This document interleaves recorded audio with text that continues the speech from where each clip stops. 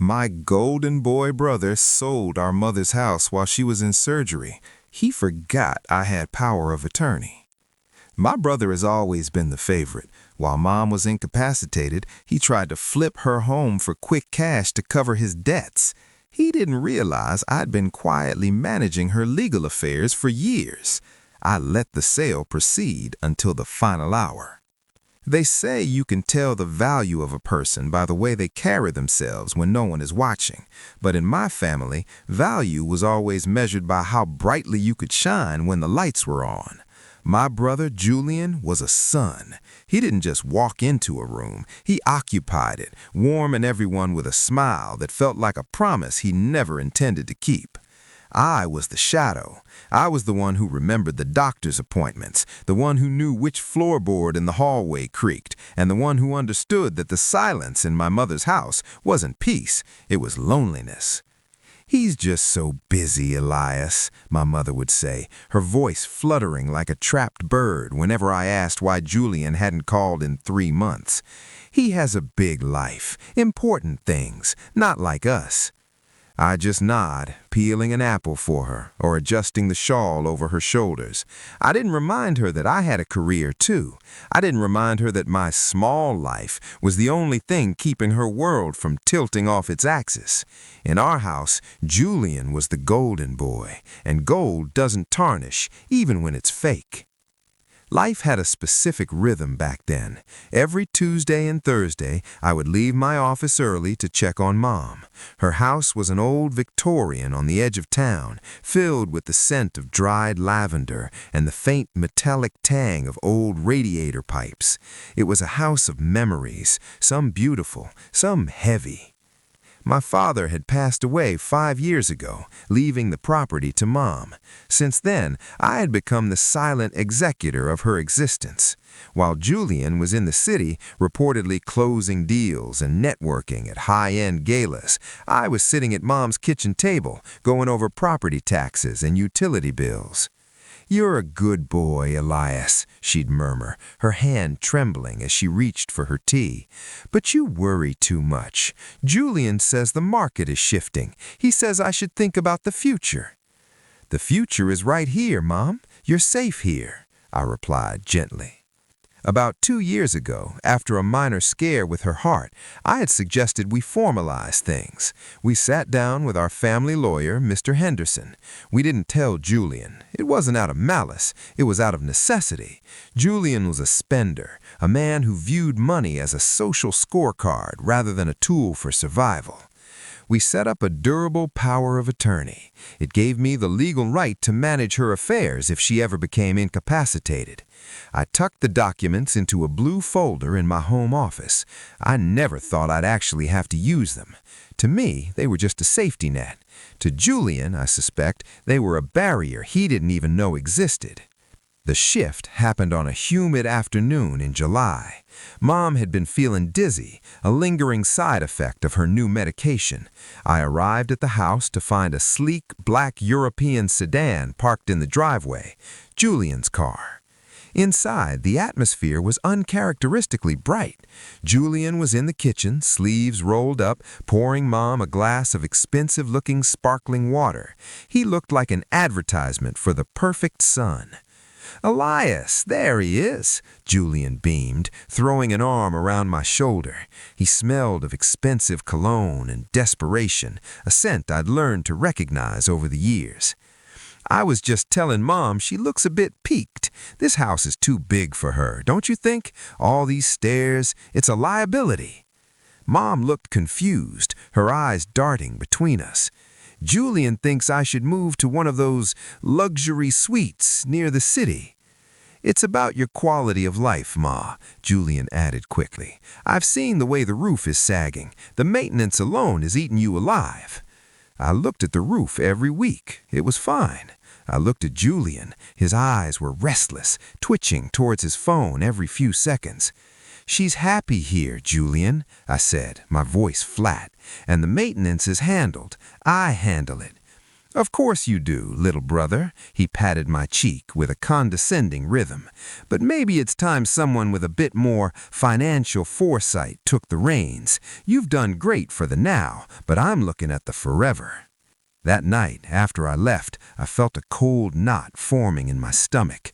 Julian hadn't visited in person for 6 months. Now, suddenly, he was concerned about roof maintenance? I checked the mail on my way out. Tucked between a grocery circular and a utility bill was a business card for a high-end real estate developer.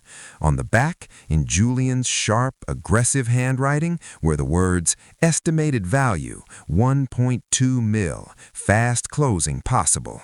My heart hammered against my ribs. He wasn't looking at forever. He was looking at a payday. The week that followed felt like walking through a house where the lights kept flickering. I called Julian twice. Both times he brushed me off with the practiced ease of a man who was too busy being important, to be honest. "I'm just looking out for her, Elias," he'd say, the sound of city traffic humming in the background. "You're too close to it. You see a home, I see an asset that's depreciating while she struggles to breathe." Then, the Tuesday that changed everything arrived. I went to Mom's house for our usual tea, but the front door was unlocked, something she never did. I found her in the hallway, slumped against the floral wallpaper, her breath coming in ragged, shallow gasps. The ambulance ride was a blur of red lights and the sterile smell of latex. By the time we reached the hospital, she was unconscious. A minor stroke, the doctor said. Recoverable, but she would need surgery to clear a blockage, followed by weeks of intensive monitoring. She was, for the moment, completely incapacitated. I called Julian from the waiting room. He didn't pick up. I texted him, "Mom's in surgery. It's serious. Get here now." He didn't show up that night. He didn't show up the next morning. I was sitting in the plastic chair by Mom's bed, watching the rhythmic rise and fall of her chest, when my phone buzzed. It wasn't a call from Julian. It was an automated alert from a real estate app I'd set up months ago to monitor property values in Mom's neighborhood. New listing, 42 Hawthorne Lane. Price, $1,150,000. Status, pending. My blood turned to ice. Hawthorne Lane was Mom's street. 42 was her number. I pulled up the listing. There they were. Photos of the living room where I'd learned to read, the kitchen where she'd baked my birthday cakes, the garden where my father's ashes were scattered under the rose bushes. The description read, "Motivated seller, fast closing, great for developers." The seller listed wasn't the estate. It was Julian Vance, representative. I felt a roar of heat behind my eyes. While I was holding Mom's hand in the ICU, while she was under the knife, Julian was signatures deep in a fire sale.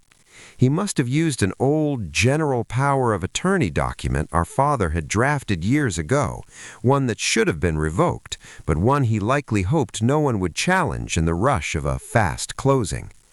I didn't call him, not yet. I went home, my hands shaking as I opened my safe. I pulled out the blue folder. Inside was the durable power of attorney, signed, witnessed, and notarized 2 years ago. It explicitly revoked all prior authorizations. It gave me sole authority over the property and her legal affairs in the event of her illness. Julian had the old papers. I had the truth. I spent the next 4 hours on the phone with Mr. Henderson, our lawyer. He was horrified. "Elias, he's committing fraud," Henderson whispered. "He's representing himself as the sole decision-maker while she's literally unable to speak. If he signs those closing papers, the money will go into an account he controls. By the time we sue him, that cash will be gone to his creditors." "How long do we have?" I asked. My voice was eerily calm, the kind of calm that lives at the center of a hurricane. "The listing says pending. In these fast cash deals, they can push a closing through in 72 hours if they skip the inspections." "Let him," I said. "Elias?" Let him think he's winning, Mr. Henderson. I want him to show his hand completely. I want him at that closing table, thinking he's finally cashed in on the life I've been protecting. For the next 3 days, I played the part of the grieving, overwhelmed brother. When Julian finally called, from a business retreat, he claimed, his voice was thick with fake sympathy. "How's the old girl?" he asked. "She's stable, Julian, but the doctors say she might need a long-term care facility. It's going to be expensive. I don't know how we're going to afford it." I could almost hear the gears turning in his head. This was his opening. "Listen, Elias," he said, sounding like a savior. "I didn't want to bring this up while you're stressed, but I've been working on a solution. I've found a buyer for the house. Cash, no contingencies. It'll cover all her medical bills and then some." "The house? But Mom loves that house." I pitched my voice to sound weak, defeated. "She won't even know, Illy. By the time she's out of rehab, she'll be in a 5-star suite in the city. Leave the paperwork to me. I've got the old POA Dad set up. I'll handle the closing on Friday. You just stay with her." "Friday?" I asked. "That's so fast." "Time is money, kid. I'm doing this for her. For us." I hung up and looked at Mom. She was awake now, though she couldn't speak much. I leaned over and kissed her forehead. "I'm going to take care of everything, Mom," I whispered. "Julian is going to get exactly what he deserves." I spent Friday morning at the hospital until I was sure Mom was settled with the nurses. Then I put on my best suit, the charcoal one I wore to board meetings. I tucked the blue folder under my arm. The closing was set for 2 p.m. at a title company downtown. Julian had chosen a small, cramped office on the 3rd floor. He wanted this quiet. He wanted it fast. When I walked into the waiting room, I saw him. He was wearing a $1,000 suit, leaning against the water cooler, laughing with a man in a cheap polyester jacket, the buyer's representative. Julian's face dropped when he saw me. "Elias?" he asked. "What are you doing here? I told you I'd handle the logistics." "I thought I should be here, Julian," I said, smiling warmly. "It's a big day for the family, isn't it?" He narrowed his eyes, sensing a shift in my energy, but his greed was louder than his intuition. "Fine, sit in the corner. Don't say anything. Let the professionals work." The notary called us into the conference room. A stack of papers sat in the center of the table. The deed transfer, the bill of sale, the disbursement forms for a $1.1 million wire transfer. Julian grabbed the pen. He looked at me, a glimmer of triumph in his eyes. "For Mom," he said, and began to sign. The room was silent, save for the rhythmic scritch-scratch of Julian's fountain pen against the heavy bond paper. He was signing with a flourish, his chest puffed out like a peacock. The buyer's agent, a man named Mr. Thorne, watched with predatory patience. "And here is the power of attorney document," Julian said, sliding a yellowed, slightly creased set of papers toward the notary. "As you can see, I have full authority to execute this sale on behalf of my mother, Clara Vance. She's unfortunately not in a state to sign herself." The notary, a woman with silver-rimmed glasses, leaned in to inspect the document. She looked at the date. She looked at the signatures. "This is from 2012, she noted, her voice professionally neutral.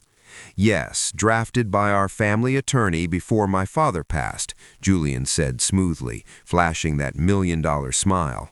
"It's a standard durable POA, fully legal. My brother here can attest to it." He looked at me, a warning glint in his eyes. He expected me to play my role, the quiet, compliant shadow who didn't understand the big world of real estate. I didn't say a word. I simply reached into my briefcase and pulled out the blue folder. I laid it on the mahogany table, right on top of the deed he had just signed. "Actually," I said, my voice steady and resonant in the small room, "that document was superseded 2 years ago." Julian's smile didn't vanish. It froze.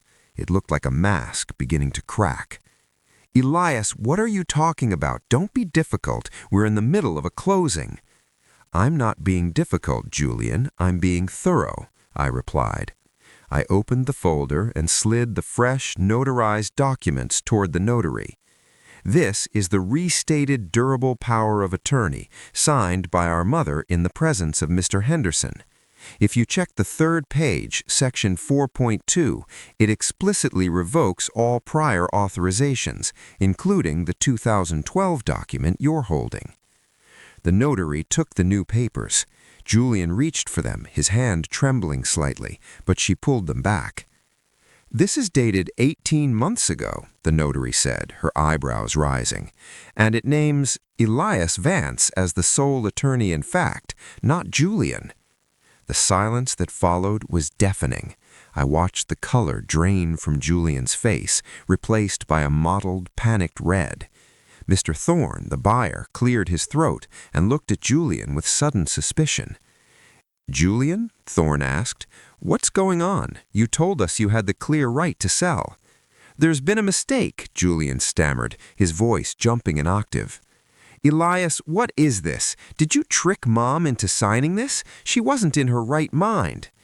"She was perfectly fine, Julian. You'd know that if you had visited her more than once a year," I said, leaning back in my chair. I felt a strange, cold peace. "I'm trying to save her," Julian shouted, slamming his hand on the table. The notary flinched. "She needs care. This money was for her." "The money was for your margin calls, Julian. I know about the debt. I know about the investments that went south last spring. You weren't selling her house to save her. You were selling it to save yourself." The notary pushed the papers back to Julian. "I cannot witness these signatures. This sale is unauthorized. Mr. Vance," she said, looking at me, "as the actual attorney in fact, do you wish to proceed with this closing?" I looked at the deed. I looked at the man who had shared my childhood bedroom, who had been my hero once, and who was now just a stranger in an expensive suit. "No," I said, "the house is not for sale. Not today, not ever." The fallout was swifter than I expected. When a golden boy falls, he doesn't just land, he shatters. Because Julian had represented himself as the legal seller and accepted an earnest money deposit under false pretenses, the developer's legal team didn't just walk away. They filed a formal complaint. Within 48 hours, the story had leaked into our social circles. Our aunt, the family gossip, called me in tears. "Elias, is it true? Did Julian try to steal the house while Clara was in the ICU?" "He tried to manage her affairs his own way, Aunt Martha," I said, maintaining my dignity. I didn't need to twist the knife. The facts were doing that for me. The most painful part wasn't the legal threats or the whispers at the country club. It was the afternoon I had to tell Mom. She was sitting up in her hospital bed, a bit more color in her cheeks. I held her hand and told her the house was safe. I didn't tell her everything. I didn't want to break her heart completely, but she saw the truth in my eyes. She knew Julian hadn't been there when she woke up from surgery. "He's always been in such a hurry," she whispered, a single tear tracking through the wrinkles on her cheek. "I just wanted him to stay for tea." Julian tried to call me a dozen times. He sent long, rambling emails blaming me for ruining his reputation and destroying his career. He claimed he was going to sue me for elder abuse, alleging I had coerced Mom. I didn't reply. I sent everything to Mr. Henderson. When you have the truth in a blue folder, you don't need to argue. You just need to wait. Eventually, the threats stopped. The golden boy couldn't afford the legal fees to fight a losing battle. He had to sell his own car, his own apartment in the city, to settle the debts he had hoped Mom's house would cover. He moved into a small rental 2 states away. The sun had set on Julian's empire of mirrors. The house at 42 Hawthorne Lane stayed quiet for a long time after that. When Mom finally came home, she didn't ask about the pending sign that had briefly stood on her lawn like a tombstone. She didn't ask why Julian's car no longer crunched over the gravel in the driveway. She simply sat in her favorite velvet armchair, watching the dust motes dance in the afternoon light, and sighed a breath of pure, uncomplicated relief. "It smells like home, Elias," she said, her voice stronger than it had been in years. "I thought for a moment I'd forgotten the smell." I stayed with her for the first month of her recovery. I slept in my old bedroom, surrounded by the trophies Julian had won and the books I had read in his shadow. But the shadow didn't feel dark anymore. It felt like a shield. I realized then that being the reliable one wasn't a burden. It was a privilege. I had been the gatekeeper of her peace, and I had held the line. Julian eventually stopped calling. The last I heard, he was working a mid-level sales job in a city where nobody knew his name or his golden boy history. I think the anonymity was his real punishment. He couldn't handle being ordinary. He couldn't handle being a person who had to earn their keep instead of charming it out of others. One evening, as I was preparing tea, I found a small leather-bound journal in the back of Mom's nightstand. It was my father's. On the final page, written just weeks before he passed, was a note I'd never seen. "Elias sees the foundation," it read. "Julian sees the paint. One day the house will need the foundation more than the color. I hope they both understand that before the storm hits." I closed the book and looked out the window at the rose bushes. The storm had hit, and the foundation had held. Looking back, I don't feel a sense of triumph. I don't feel like I won against my brother. There is no joy in watching a family splinter, even when the wood was already rotting from the inside. But there is a profound, quiet satisfaction in knowing that justice doesn't always have to be loud. Sometimes, justice is just a signature on a piece of paper that says, "Not today." I learned that blood makes you related, but loyalty makes you family. And sometimes the person who speaks the loudest is the one with the least to say. Mom is doing well now. We sit on the porch on Sunday afternoons and we talk about the small things, the garden, the weather, the books we're reading. The big life Julian promised her was a lie. But this small life, this life is real, and it's ours. Would you have done what I did? Would you have let the sale go to the final hour to expose the truth, or would you have stopped him sooner? Let me know in the comments.